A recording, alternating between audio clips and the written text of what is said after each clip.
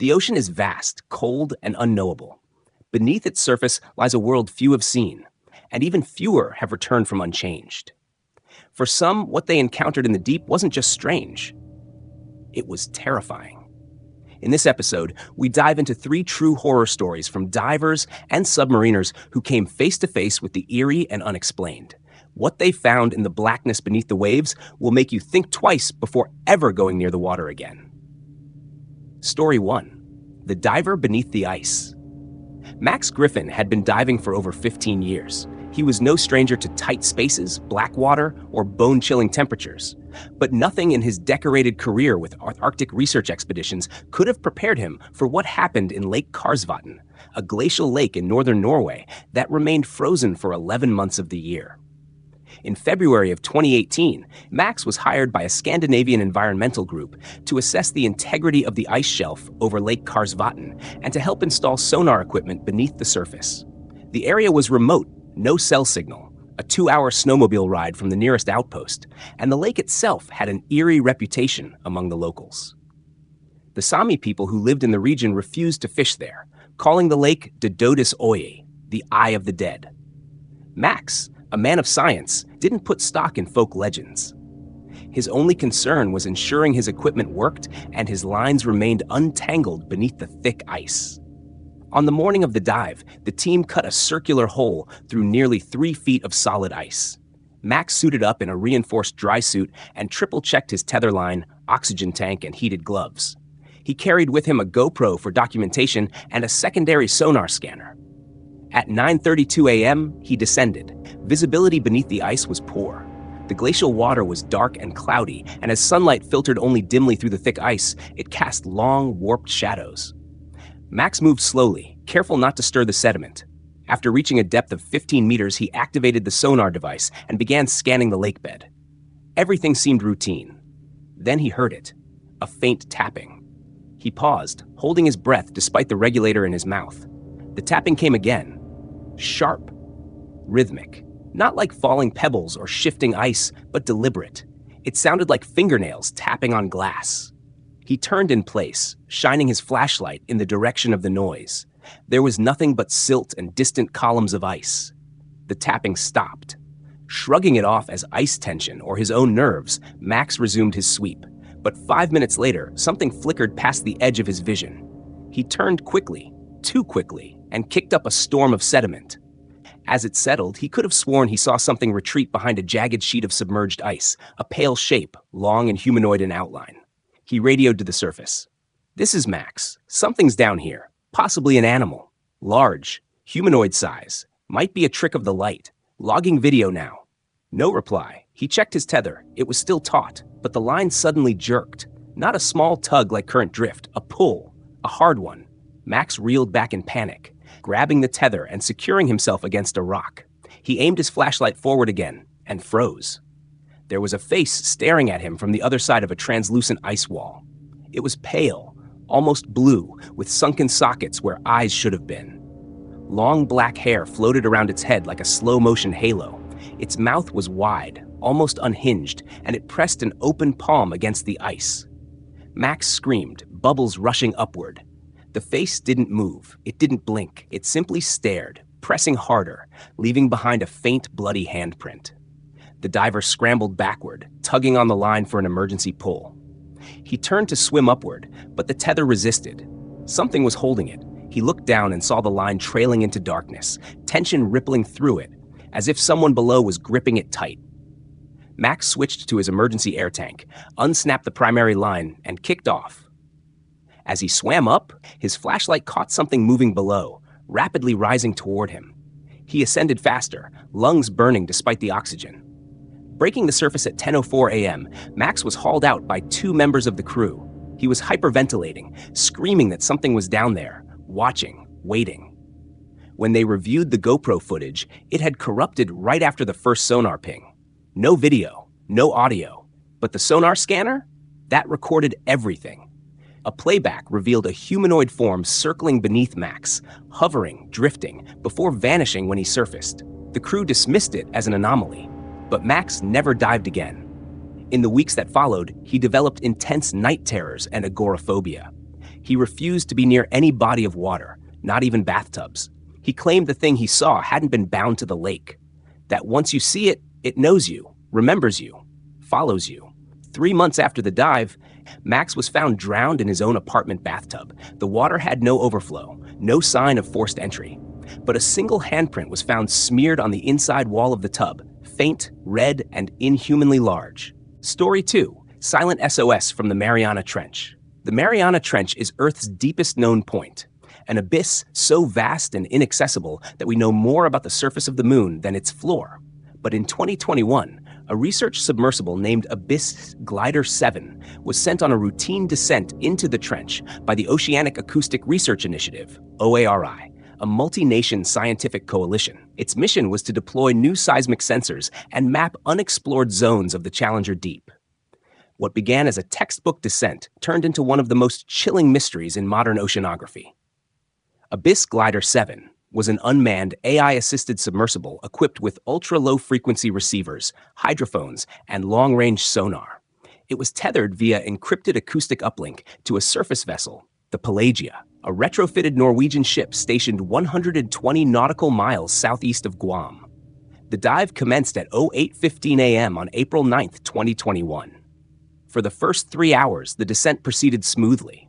The submersible transmitted periodic updates and sonar snapshots. At around 11:40 a.m., it reached a depth of 10,800 meters. The ocean around it was pitch black, silence broken only by the occasional creak of shifting tectonic plates or the static hiss of underwater currents.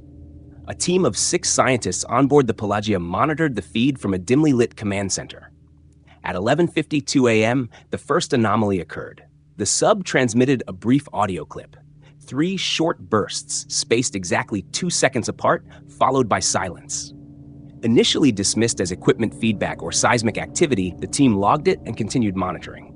But at 12:07 p.m., another transmission arrived, this time much clearer. It was a Morse code sequence, 3 short, 3 long, 3 short, SOS, silence followed. Then came static. Then the exact same SOS repeated again, and again, every 6 minutes. Puzzled, the team tried to override the sub's AI, thinking the signal was a test pattern or error. But it wasn't in the programming. The Abyss Glider 7 didn't have Morse communication protocols installed. It was incapable of independently transmitting such messages. By 12:36 p.m., things took a stranger turn. The sonar feed picked up movement. Something massive, over 20 meters long, was hovering just outside the sub's camera range. At first, it appeared stationary, like a cliff wall, but its outline shifted, slow, pulsing, as if breathing. They rerouted power to the exterior lights. The video feed returned a grainy image of something vast and pale, not a rock, not a creature. It looked architectural. It resembled a door, a smooth circular structure embedded in the trench wall, covered in silt and bioluminescent algae with patterns that almost looked carved. Runes, or perhaps warnings. A crack ran vertically down the middle. And then at 12:42 p.m., the SOS stopped. The sub's position telemetry began to drift, indicating slight movement, backward, then down. It was descending again, even though the mission had reached max depth. "Override the descent," the lead operator barked. "I can't," the tech replied. "It's ignoring all input." More sonar blips emerged. Small shapes, dozens of them, were gathering around the door. Not fish. They moved too uniformly, like machines or a swarm under command. Then the main camera feed cut to black. What followed was a 2-minute period of total silence. The sub went completely dark, all systems unresponsive. Then, at exactly 12:45 p.m., it transmitted one final audio clip before going offline. It wasn't Morse. It was a human voice.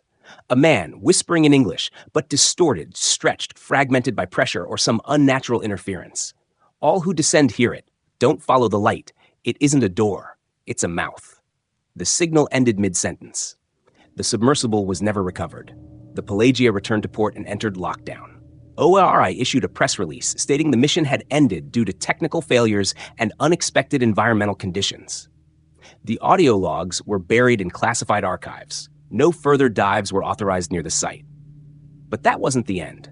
3 weeks later, a U.S. Navy deep-sea microphone array off the coast of Saipan recorded a long-range acoustic burst. It was faint but unmistakable, an SOS in perfect Morse code, repeating every 6 minutes for 12 hours. The source? A location within 2 kilometers of where Abyss Glider 7 went dark. There was no sub left to send the signal. To this day, no one knows what Abyss Glider 7 discovered in the depths of the trench. But deep-sea researchers who study the Mariana region have quietly added an unspoken rule to their dives. If you hear tapping, if you hear a voice, rise immediately. Whatever is down there doesn't want help. It wants company. Story 3. The Siren Below Deck. In the spring of 1996, a decommissioned Soviet diesel-electric submarine, the S-3113 Jemchug, was bought at auction by a private oceanographic firm named Deepwave International. Their plan was bold: refit the old war relic into a mobile deep-sea observation platform. A crew of 19, a mix of scientists, engineers, and ex-Navy personnel, boarded her in Vladivostok and began the journey south to the Philippines, where the submarine would undergo final upgrades before launching its maiden scientific mission. By the third day, they were already far off the radar, cutting across deep Pacific waters, hundreds of miles from the nearest port. The Jemchug was an aging beast. Its walls sweated rust, and the narrow corridors echoed with metallic groans. But it was sturdy, and she dove like a stone. That night, just after midnight, the crew heard the first singing. It came from below deck, soft, melodic, feminine, a lullaby, the kind you'd hear in old Slavic folk tales.